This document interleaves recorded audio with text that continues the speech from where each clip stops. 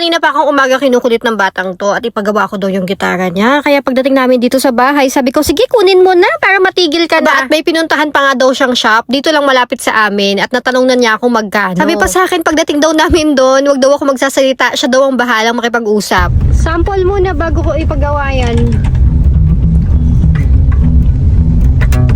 Yung may kanta.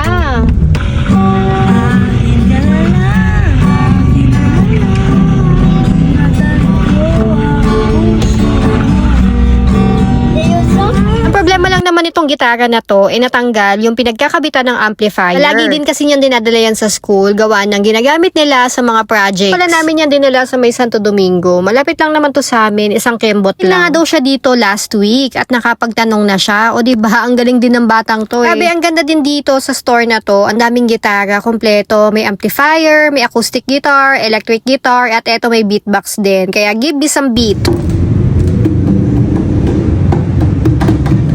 Amazed kami sa mga nakikita namin, lalo si Ate Riona, meron din siyang nakitang electric guitar, kaso medyo pricey, kaya napanganga itong batang to, nasad siya. May ukulele din sila, violin, kompleto, nakakatuwa, ang sarap sa mata. Alam, maiiwan yung gitara ni Ate Riona dito, hindi pa namin makukuha, babalikan pa namin ulit sa Monday ng hapon, kasi wala daw yung gagawa. Kaya sad girl si Ate Riona. O siya, ayun lang muna for today, and see you next vlog!